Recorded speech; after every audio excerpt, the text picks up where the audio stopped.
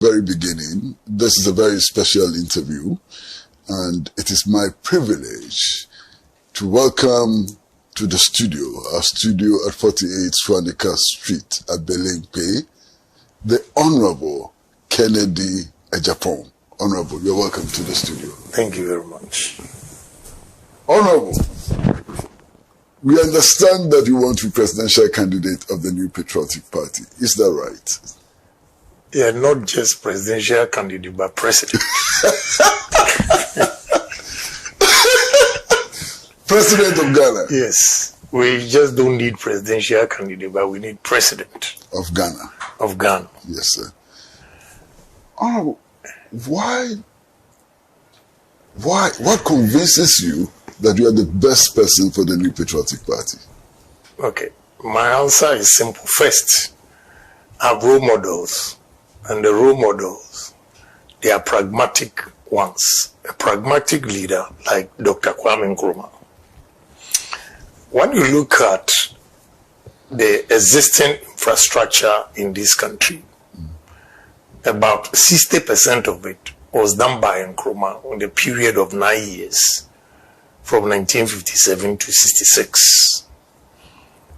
And up to now, we have not been able to match what he did. I go around the country and I see the works of Dr. Kwame Nkrumah. And he's been my role model. If any president in Ghana that I want to beat his record is Dr. Kwame Nkrumah. Wow. And if you give me 8 years, I'll beat his record. Why I want to be president is that, one, we need a selfless leader.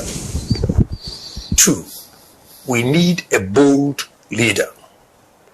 3, we need a decisive leader. And 4, we need a pragmatic leader. Enough is enough of the theories. We've been propounding theories, we're going to do this, we're going to do that. And I feel, first, we are not on top of the game because we have to be brilliant on the basics. Mm-hmm. What I mean by brilliant on the basics is that this morning I met some youth and they are into coconut, mango production, and I was educating them how they can take it further by the coconut juice. I gave them example of Waitrose in London, where you go, Indonesia produces this coconut juice, and on the UK market it's 75p. Mm-hmm. They didn't know all these things. Coconut, you can use, you peel it, and the husk can be used for fertilizer. Mm-hmm. It can be used for charcoal. The coconut itself, they are growing. I don't know what informed them, but they don't know even about coconut oil. Mm-hmm.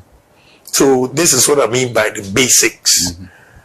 The mangoes that they are producing, they can dry them and becomes like a biscuit. Mm-hmm.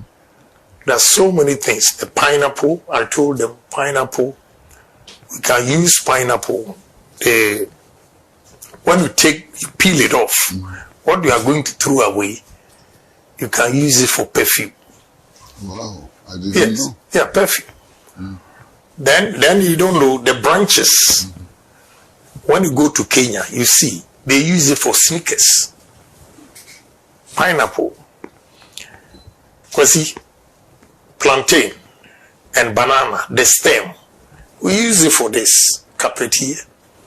Then the fugu, the thread that they use for fugu, is also from, you can use plantain stem. They use it for diapers. They use it for tampers. But here, we throw them away. Cassava. We can produce or use cassava to produce about 32 different products. If you go to Thailand, then they put biscuits, cassava biscuits. You won't believe it. That is coming from cassava. You can use cassava for starch. I always say that cassava is more important than gold and more important than cocoa. Because one product, if you can use it for one raw material that you can use it for over 32 products, then gold can't match it. And the essentials in it, the starch, almost every pharmaceutical industry, the tablets we swallow when we are sick, they put starch in it. So the demand for starch from our cassava that we use for garli, agbelema, fufu, and all those things, we can do better than that. We use cassava for ethanol. What are we doing? This is what I mean by basics. We have to be brilliant on the basics. When you go to maize, because you'll be surprised that Ghanaians, about 90% of the population, do not know that we have maize oil. One important personality, top official, came to my house in New Jersey. I was talking about this. He didn't know. I drove him to Whole Foods and bought a gallon of it. He said Mazola corn oil. And the corn is there. You see it. The labeling. You can use corn for ethanol as well. In Brazil uses sugarcane for the ethanol. America uses corn for ethanol. And this ethanol that I'm talking about, we have companies in Ghana here that import 2.1 million tons of ethanol. The last time I checked in 2022, it was $962 per ton on the world market.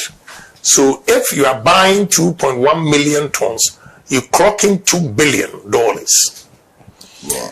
Meanwhile, we can use 47,000 acres of maize farm, 2 seasons, which is 94,000 acres straight, and you can produce 2.1 million ethanol, which is equivalent to $2 billion. What are we doing? You don't have to go to IMF. Case closed. So that is what I mean by we have to be brilliant on the basics. Without this, those talking about inflation, interest rate, the growth of GDP and all those things, it will not work. Because the fundamentals are weak completely. So we have to be pragmatic in all our decisions. Because do you know that this is chipboards? All these that you see, like the wood, is chipboards. Either from the main sawmill, the byproduct that they're going to try. I was going to Bia East and I saw them burning it. Meanwhile, they use it for this. And sugarcane. Sugarcane, when you take the sugar out, you get ethanol. After ethanol, the byproduct, they compress it and they get chipboards. After the chipboards, the last byproduct, they use it to generate power. Almost every sugar plant that I visited in India, Kulapu, Lokna, and all those things, they generate their own electricity. And excess is supplied to the national grid with sugarcane. So what they were doing at Central Region, I was just laughing. They don't know what to do. So, Honorable, if you have these ideas, great ideas, want to rival Nkrumah or beat Nkrumah and so on, how come that some people close to you in your party appear to be putting obstacles in your way? Well, Kwesi, you have been in politics for so long. It's part of the game. To put obstacles in the way of something which is good for the country? Sometimes the truth hurts. I mean, telling you that people are being purists, that alone affects some people. They are not pragmatic. They will talk about GDP. They will talk about interest rate. They will talk about inflations. Meanwhile, they are not brilliant on the basics as I've given you. So obviously, when you say that, it weakens them and they tend to hate you. Instead of embracing your ideas and sharing these ideas, your vision with you, they tend to hate you. So in politics, that's the nature of the game. So I'm okay with it. What is your track record in the party? Are you a founding member of the party? When did you join? What have you done to build this party? Oh, I've done a lot for the party. Well, when you say founding members who signed, no. But we're the founding members when culture of silence, nobody could talk or speak. And Dubois started speaking, we all joined. So I joined this party when it was Dankwa Buzia Domo. And it was a man called Kennedy Agyapong. He was an ambassador, UN ambassador during Buzia's time. And after the coup, he stayed in America. That's the father of Ochehene. Ochehene's father. He used his apartment to start this organization, as we call it, Dankwa Buzia Domo. Then it grew. We changed it to NPP. So I've been part of it from 1991. Then came back in Ghana to support Dubois and all those things. And I never gave up. Dubois time, I stayed here for about 8 months. When I went back to America, I had lost everything and had to start life again. You know, I've done so many things for the party. And sometimes when we say it, they say, Kennedy Agyapong, whatever he does, he talks about it. Why not? I don't know. This is my biggest problem in the party.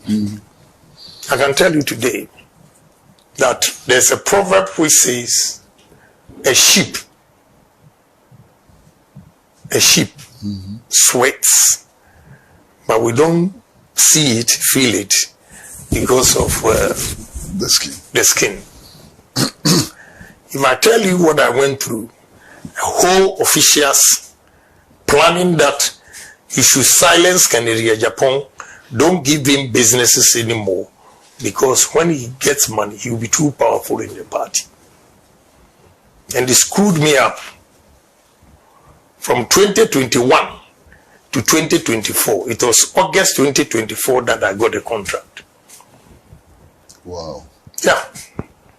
So how did you survive? I've told you, I'm a pragmatic person.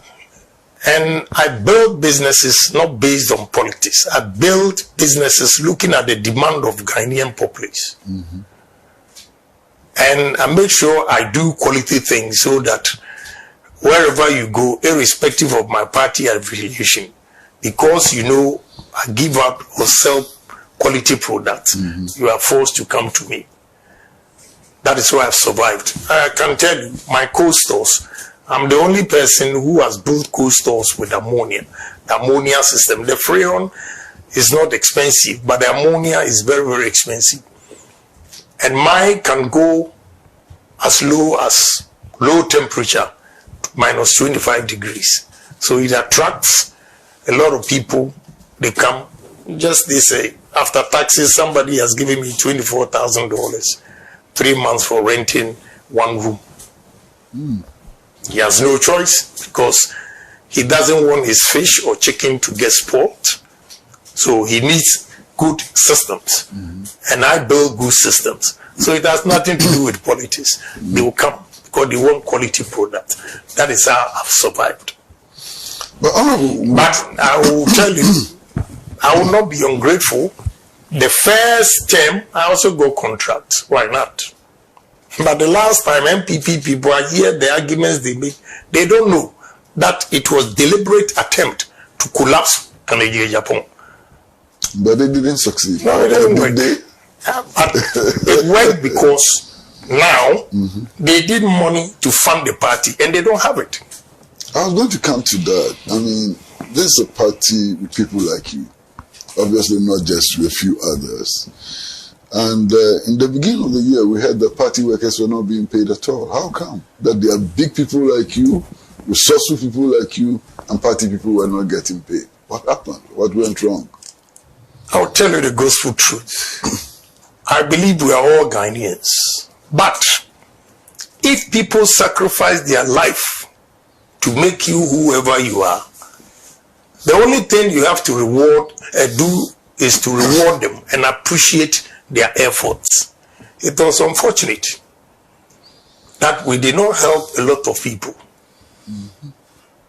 People looking for appointment, they will tell them we are not here because of MPP. People looking for jobs, they will tell them. People that wait for MPP, they will tell them to go online. Sometimes, even recruitment, they have to go through hell. This is why it caused apathy among our party people. And they decided not to go and vote. One minister told me how he lost. In his constituency, he said around 2 p.m., the young ones were standing outside. He asked them to go and vote and said, we are not going to vote. Because when we were looking for a job, they were charging us. Wow. So we are not going to vote. And truly, truly, he lost the election. So the apathy, one reason is party neglect. Yeah, I have to look, whatever I'm telling you today, they will insult me, they will do everything, but that's the gospel truth. They don't want the truth to be told, but that's the truth. We step on so many toes. They show some videos about Kennedy Agyapong. He said this, he's not a presidential material. And if they are not being diabolic and you listen carefully, it was an advice I was giving them and criticizing some bad deeds of the party people. But now they use it against me. During the campaign, I've been quiet because during the campaign, they wrote 10 sins of Kennedy Agyapong. That's why I apologize to President Mahama. Because he's been very nice to me. He loved me. He loves me and everything. His wife. But because of party, I ignored this relationship and criticized him. And I have to be honest, I was harsh. Only for me now to come out, when I was criticizing NDC, my party was happy. But when I decided to contest, was the time that they used all the things against me. All the things I used to defend NDC became a sin. And they circulate around 10 sins of Kennedy Agyapong. So now I'm quiet. Because my argument is in the Bible, they have 10 commandments. And since Abraham's time, they've not added one to it to make 11. So 10 sins of Kennedy Agyapong, I will not go and say anything for you to add 11 sins or 12 sins. That is why I'm quiet. But how can you campaign when you're quiet? No, campaigning, like what is going on, I can say a few things about mistakes NDC is making. But now I'm not going to say it. Country broke, broke, we day inside. Well, viewers, I promised you, we are in a conversation with Honorable Kennedy Agyapong. And as you do know, Honorable Kennedy Agyapong is aspiring to be president of Ghana. I said he wanted to be presidential candidate of the New Patriotic Party. He says no, president of Ghana. We're going to go for a short break, and when we come back, I'd like to ask him a rather difficult question. I'd like to ask him this question. The people that you contested with, you believed that you were better than them, or that you could do better than them, but in the end, you followed them. Why? Let's go on a short break, and when we come back, I'll pose this question to the Honorable Kennedy Agyapong. Short break.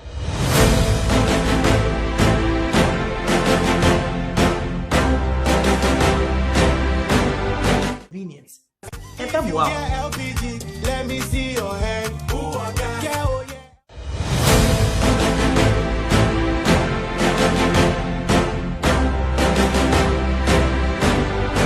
Welcome back to Talk Time, and we are in conversation with Honorable Kennedy Agyapong, presidential aspirant, president of Ghana, not presidential candidate of NPP. And he's in the studio, and we're having a very good conversation. My question, Honorable, you told us that some people could not take us to the promised land. Then you lost, and then we found you with the people who could not take us to the promised land. What happened? Well, the mere fact that I was campaigning doesn't mean I'm against the party. If you're a true party man, in contests, you can win, you can lose. So if you lose the election, you don't quit. You don't quit. That is why I joined. I'm still an MPP man. That is why I joined the campaign. And if I had not done that, look at what happened today. Can I even have the courage to say that I'm going to contest? No.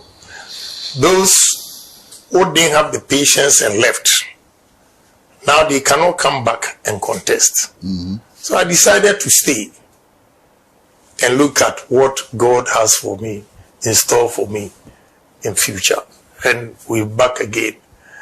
You know, those days I was telling them the truth and they didn't listen. Rather, they used it against me that I was destroying the party. But let me take opportunity to explain. In March 2022, I had about 240 million cedis in 6 banks waiting for a contract. It delayed, and after that it didn't happen because I came out openly to contest. I gave a contractor $100,000 to buy doors from Turkey for me. And the invoice he gave me was 600,000 cedis. In August, when the goods arrived, he needed 100,000 to clear them, and he came. The invoice of $100,000 in August 2022 was 1,550,000. Why? Yeah, because of cedi depreciation. I was shocked. So when I gave the check, then I went back to calculate. In March 2022, the 240 million cedis was equivalent to $40 million because it was 6 cedis to $1. That is why I gave him 100,000 and he gave me invoice of 600. The same 100,000 in August 2022, it was 1,550,000. I went upstairs and started calculating the value in dollars. The $40 million in March 2022 was 15,483,000. If you like, strike 240 million divided by 1.550 and you see $15,483,000 from $40 million. Money in the banks that have not used, taking risk to do business and all gone. Yeah. Just sitting in the bank, the depreciation, I lost almost $25 million. Am I the only businessman in this country? Colleagues, businessmen were also going through the same. And when they see me, they say, you people, we are waiting for you. I went to a Greek bank to transfer money to a Chinese supplier. And they gave me the rate. I said, wow, it's too expensive. Can you do something? For the first time, the lady, anytime I went there, she was quiet, never talked about politics. But this time, she was behind me when I was talking to her junior colleague. Then she retorted, I must say, when your fundamentals are weak, your exchange rate will expose you. Also, the amount I was shocked. She could say that to you? Yes. A week later, I went to a Greek bank. There was a beautiful lady, we always joke. I got there, cracking the jokes. Normally she would laugh, but this time she was cold. Then I asked her, I said, honorable, we could me podia. So how can you make such a statement? And can Oforiata's form the whatever you call it, was on her desk. And she was crying because she said in her sleep, the husband will wake her up. Why? What is wrong? Well, according to her, the husband will hear her say, sigh, and she's not even aware. In her subconscious, she's thinking of, the money that she's lost and everything. And her problem was that she did not tell the husband that she had invested the money. So she couldn't tell the husband. Another time, one deputy chief executive, MPP, called me, said, Honorable, she was a nurse in UK, came back, invested a pension in these bonds. Now, and listen to what she said. Say, I did finance in Toronto, University of Toronto. But what Ken Ofori-Atta has brought, I don't even understand. Then I jokingly said, but you did finance University of Toronto, and me, I said them to my name middle school. Yeah. You see how you cracking up the same way. Then she said, Honorable, look, I'm not joking. It's serious. So I had to go to the minister. Say, Minister, this will cause us defeat. And even our own people are disgruntled. So if you can do something about it. If you remember very well, they extended the date. Okay? It's because I spoke to him. Then he said, well, there's nothing he can do. And you saw the former Chief Justice picketing. So during my campaign, I told them, anybody in that administration, he lost the election in 2022. Because Ghanaians have decided that they'll get rid of us. And they used that against me, that I caused their defeat. And you think Ghanaians that were suffering? Because he spoke the truth. Yeah. They use that. Some candidates go around, because of him, we lost the election. Did I say that when the fundamentals are weak, your exchange rate will expose you? The lady quoted it at the Great Bank. Did I say that I'm going to lock the dollar, is under lock and key, and give it to police or whatever? And you think I'm the only smartest human being in this country that did not listen or heard? And when they are losing their business and take a decision, now you use it against me that I caused the defeat. Today is an opportunity for me to explain this. Look at NBC adverts. The number of adverts, what Baumia said that they used against him, and compare to the number of adverts they said I have said that. They've never been fair. You see, they've never been fair. But I leave it to God. All the things I said was a caution to them. If they had listened to me, there wouldn't have been this humiliating defeat ever. But they didn't listen. Because the whole party machinery was against Kennedy Agyapong. But Honorable, those who didn't want you to win, let me put it mildly, those who didn't want you to win, they are still there. So what convinces you that this time round you will win? The people who obstructed you, they are still there. They don't have the power. Okay. They don't have the power. This time, Obia Nubia. People are not afraid of them. They were coerced. They were threatened. MCs, they were forced. If not, they'll remove you. Chief executives, they'll remove you. Ministers, they'll remove you. And few of them, I can quote Edward Watting, who openly supported me. They sacked him when he not sacked as such. When he was 60, a day before 60, they asked him to pack. They couldn't wait. Yes. So they threatened a lot of people, and they were afraid. Some to lose their jobs, they had to stay wherever to make sure. But because we're not bold, look at what happened. We lost. Well, we see some of the things still happening. MPs, they jump into buses and cars and they go and pledge allegiance to one candidate. Former DCs and MCs, they pack themselves into cars, they go and pledge allegiance to one candidate.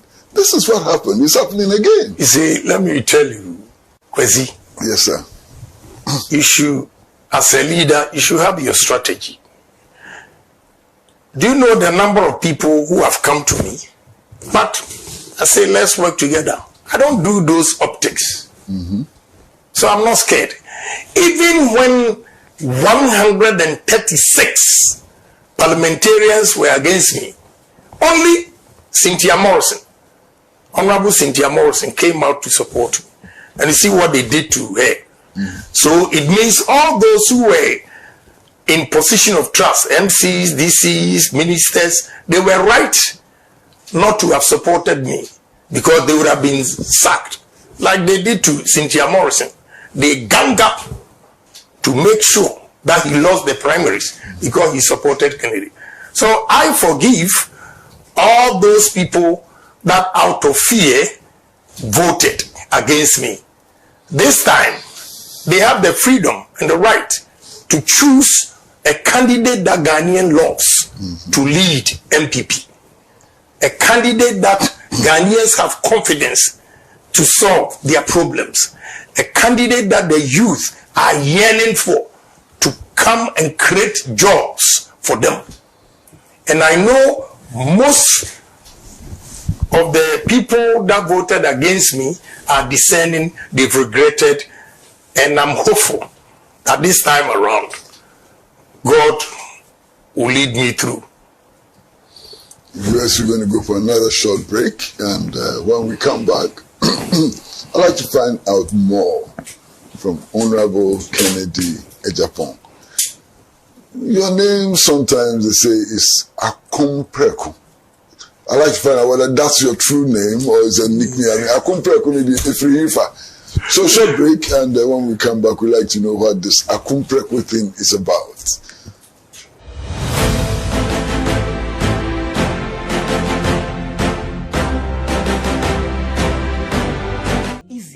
Convenience. Let me see your hand.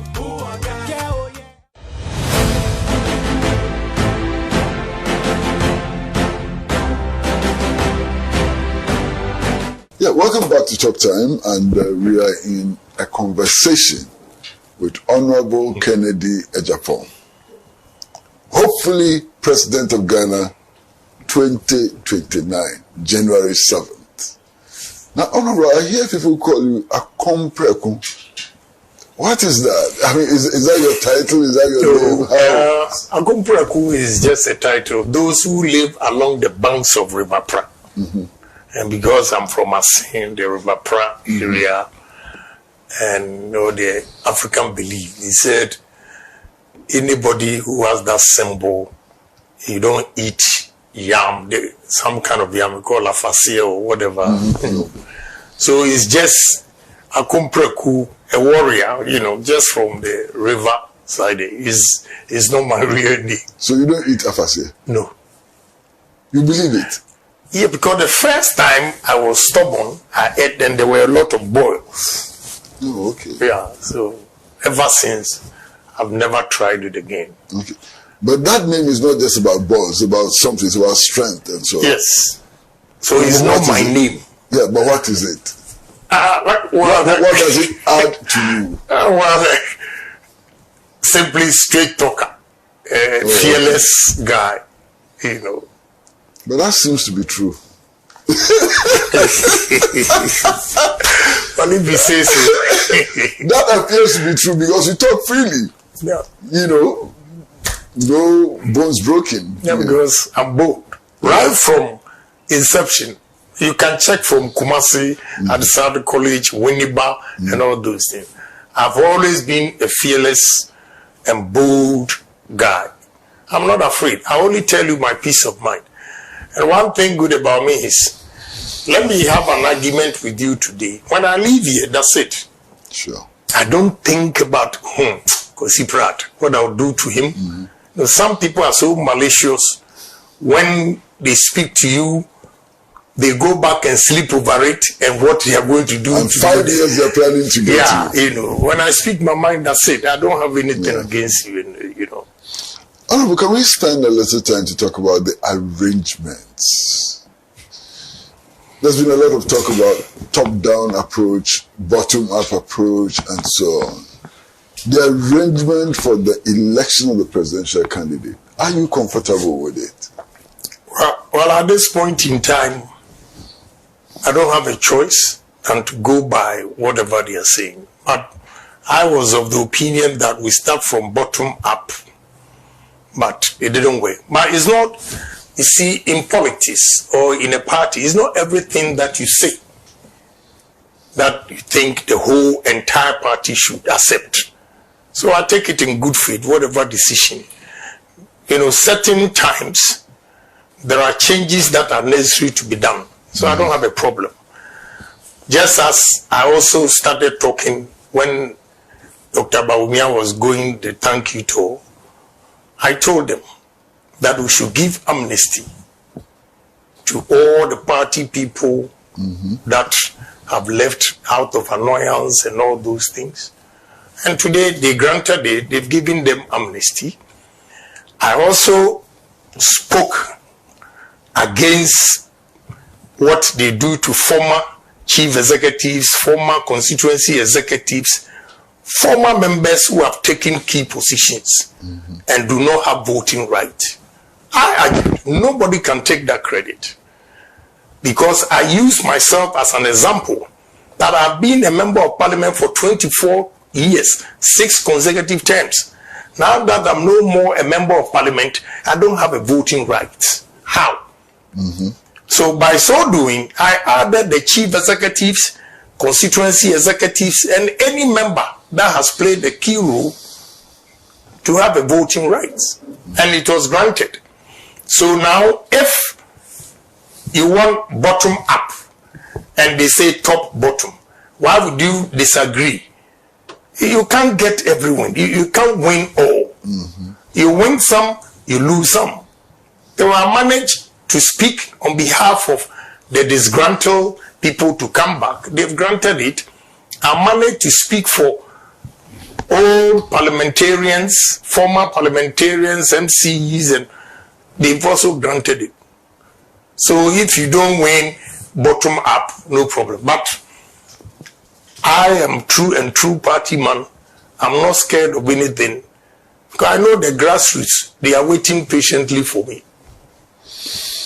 Honorable, some of your key supporters, people who really want you to be president, have been injured, they've been beaten, they've suffered all kinds of things.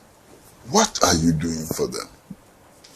Well, you know, I've apologized on their behalf, on the party's behalf, whatever transpired. And those who were actually beaten during my primaries, I've employed some of them I've given them monies. You know, just last week, one guy came. When he was talking to me, he started coughing. He went out and he coughed blood. I said, I mean, how? I said, well, I've gone to the hospital. They've given me this. I have to go and pay. And I don't have money. I said, what? Blood? Go and do the test. So, how much? He said 15,000. I gave it to him.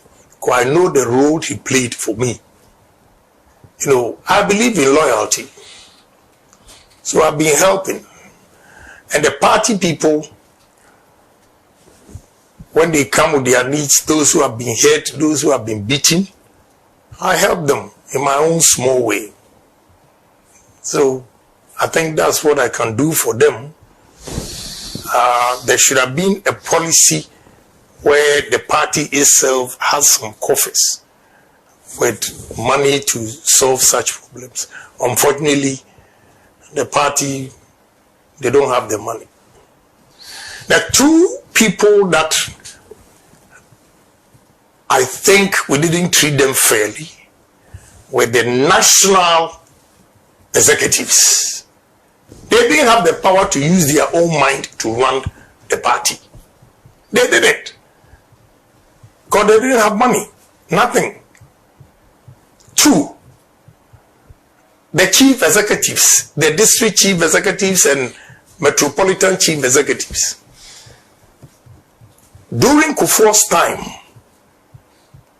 monies were going into the assemblies, and the MCEs or DCEs could give contract to the locals. This time, it was completely different. All contracts came from the top. Even their head pump, the contractor brings it to the constituency to construct whatever he's going to construct. President Kufuor's time, carpenters in various constituencies were allowed to produce chairs and tables for schools. This time, contractors, you are there as chief executive and you bring the tables and chairs for a school that you are not even aware. And because of that, they became so unpopular in their constituencies. I want the constituents to forgive them because they were not bold to speak about the challenges they were confronted with. But I knew that they didn't treat the current or just former constituency MCs and DCs like President Kufuor did. That one I have to speak the truth. You can kill me today, tomorrow, I still maintain my position. Some of them were afraid to speak. I remember I met their dean at Achiasi. He lamented this and I told him, why don't you come out? You have to demonstrate. But they kept quiet. And now most of them have become so unpopular in their constituencies because they couldn't speak. I will speak. Today, you see the way I'm talking, I'm calm. I'm not banking on this. I'm not doing that because I'm old. I'm matured. And to confess, I think it was good I lost the first time because the defeat has humbled me. That, that's the good side of it. Probably if I had won the first time, I would have won the general election anyway. I would have been solely headed. And let me tell the MPP people, I happened to be at Liberia President's inauguration. When I was checking, he put me into a hotel. When I was checking in, there were NDC people who were there already in the same hotel. Then one of the guys shouted, "Hey, Kennedy Agyapong, ahanso." So when I turned, then he said, "Hey, Ulusu yede yeni jiyo a true champagne." Because my boss, Otuano show style of campaign, ideas na one and machine. The Ulusu yani is a done deal. And they started popping champagne. Yeah, he told me, Liberia. No, MPP for NTNE. MPP for NTNE. They should listen to what Ghanaians are saying. Even the NDC.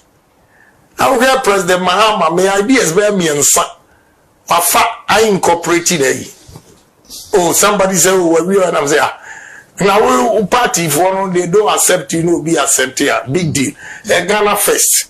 He feels this will help. That first one is students joining the military for military training 6 months, and a couple of them, about 3, that he incorporated into it. Yeah, he wants to develop this country. So I don't have a problem. So MPP people should listen to what Ghanaians are saying. And they should see Kennedy Agyapong as a new brand. You see, the brand is now new. Cool. I'm calm, I'm cool. Yeah. But I'm full of ideas. Yeah. Honorable, I'd like to ask about a particular person. That young student who was stabbed during the thank you tour. Where is he? What happened to him? Oh, I took care of him. Now he's good. Back to school? Yeah. Back to school. Yeah. Okay. Do you regret that because of you somebody was stabbed? Oh, yes.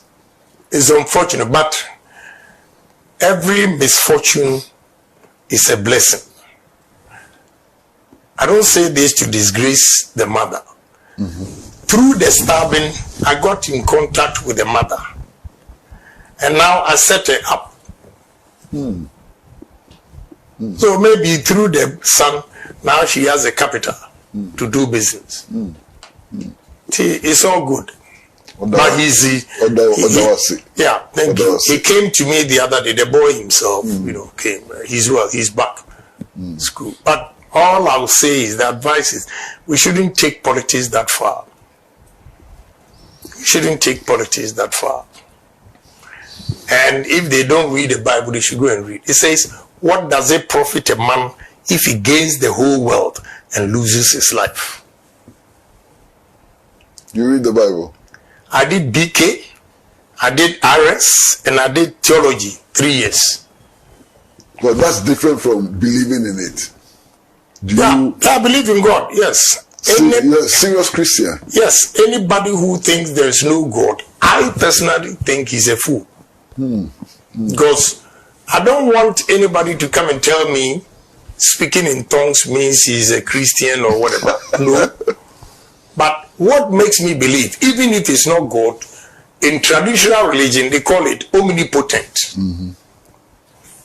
The mere fact that, Kwesi, we are here today, around 9-10 p.m., you feel so tired, you sleep, and you don't even know where you are. That alone tells you there's a superior being. And that supreme being can be called God. So I believe in God.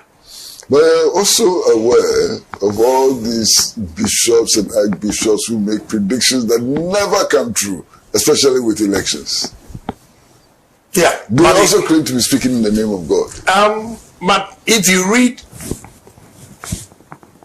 Samuel all the way to 1st and 2nd Kings, you get all these things.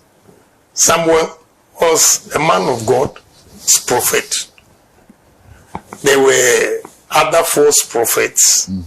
So right from about over 1,000 years ago, there were false prophets and genuine ones. So it hasn't changed. We are still there. Yeah.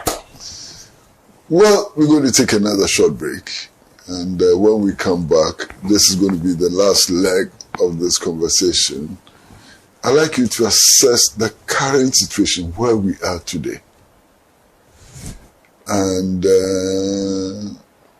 honestly, if you look at where we are today, do you think that your party has a fighting chance if you look at where we are today? So when we come back, short break.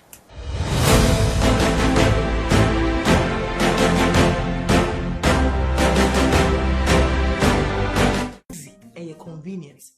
Let me see your hand.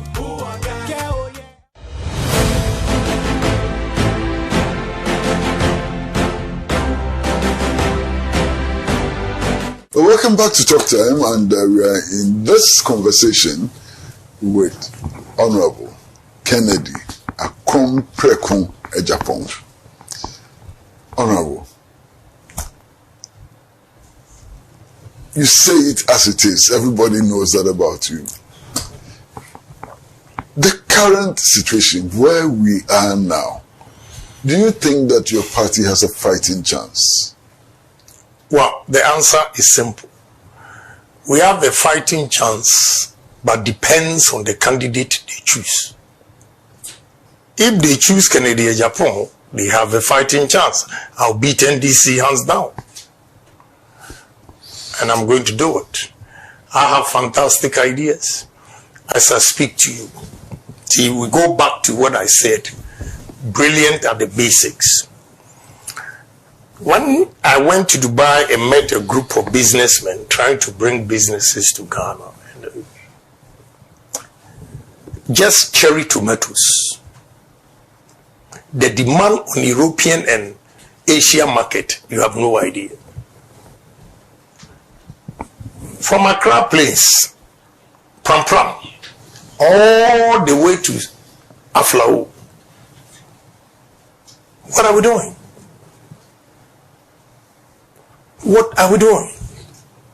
I met a guy, he has invested in cannery, tomatoes, factory in Senegal, Gambia, Guinea, and Cote d'Ivoire. He said,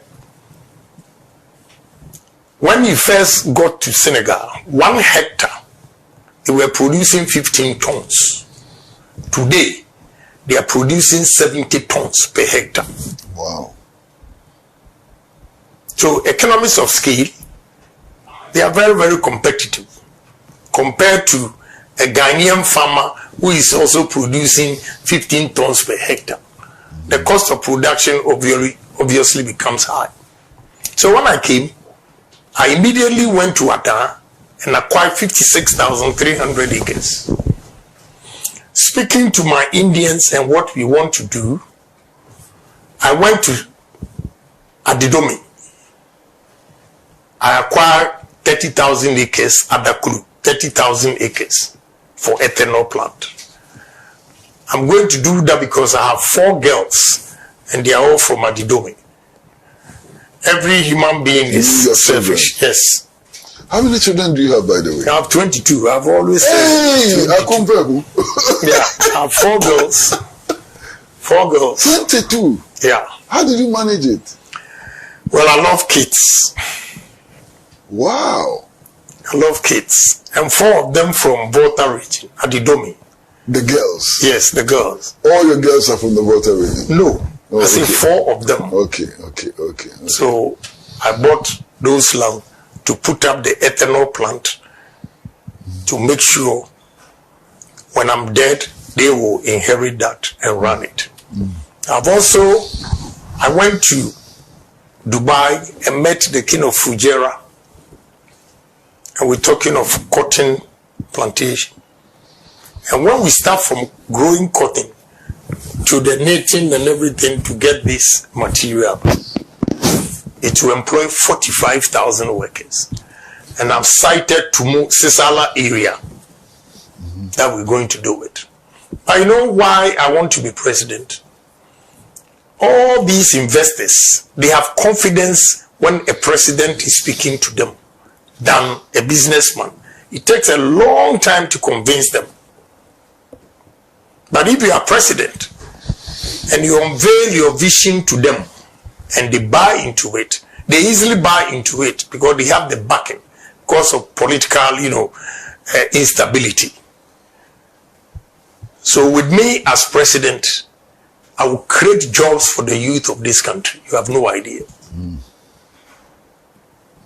So we have a political chance, MPP, if they elect me as the flag bearer.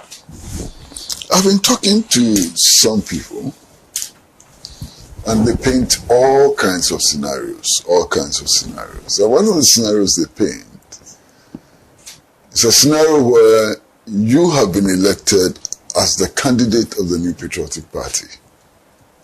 And my very, very good friend Johnson Asiedu Nketia has been elected as the NDC candidate. Control. Can you challenge Asiedu Nketia? Oh, why not? It's very easy. I'll beat him hands down. Wow. Yeah, because I have something to show for. When it comes to industries, the problem, the challenges of this country, first thing is unemployment. And I have examples to give. That is what Ghanaians want to hear, not your political party.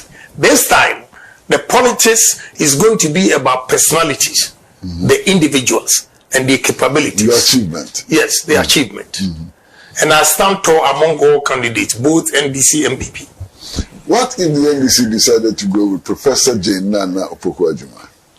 Oh, my respectable Professor Jane Nana. I don't think she will go, but if she goes, I will still beat her because I'm pragmatic. and they are academia. You know, she can speak fine English, everything. But when it comes to the job, you need pragmatic leaders. Leaders who smell money. Do you understand what I say, smell money? Sure. No, sitting here, I can say that, excuse me, you see this, 2 items here, the art. But I'll say that this, they are not buying, this, the price is low. If I put this one here, okay, I get it here, it changes the design and it attracts people and they begin to buy. Meanwhile, these 2 things were there and people didn't know. So we don't smell money. You're talking innovation. Yes, we don't smell money because we know what we can do with coconut. We are not doing it. You can only see them chewing coconut. Western region, I always ask them, the delegates in Western region should ask their political leaders over there, but have they asked a question why Nigerians send fleet of trucks to Nigeria, to Jomoro area to buy coconut? Have they asked that question? You think it's for nothing that will drive Nigeria, Benin, Togo, Ghana, Accra, all drive past Takoradi and go to Jomoro area and buy coconut? We can use coconut for cream, oil. We can use coconut for coconut oil, food.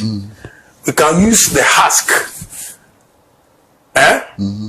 for charcoal, for exports. The machine you need for the charcoal is $200,000. We can use it as a fertilizer. Go to cocoa board. They use the coconut husks for their seedlings. So many things we can do with coconut, but we are not. That is what I mean by smell money. Another one is, last month I went to Togo twice on a business trip. On my way, I saw the land from Accra Plains all the way to Aflao. Jesus Christ. I asked myself, do we have leaders in this country? And let me praise this man too. You know, we come here, we talk back, and go. You are matured enough. You remember the way we tease or laugh at Agyapong. Now I respect him a lot. You know why? When I went to Sege to acquire the land, they gave me the indenture. When I went to check at lands, Agyapong had acquired 24,000 acres of that land, the 56, for cattle rearing. Dated back 1977. You see the vision? This is the kind of people we need, not the English. Case closed. They'll come and tell you interest rate, inflation, GDP. If you are not brilliant at the basics, you cannot achieve your interest rate targets. You cannot achieve your GDP, you know, above whatever that you want. You cannot. Honorable, finally, you have been elected presidential candidate of the New Patriotic Party. The NDC has elected Julius Debra. Right. Wow. I'm not intimidated at all. Julius Debra. I'm not intimidated at all. He's also practical like you. Well, I have the big vision. You can be practical, but you have to. I'm a big dreamer. Let me share one of my strategies with you. We have 16 regional capitals. When you move from Accra to Kumasi, Kumasi is active from Friday 6 p.m. to Sunday 2 p.m. Ashanti region is dead. Because there are no businesses there.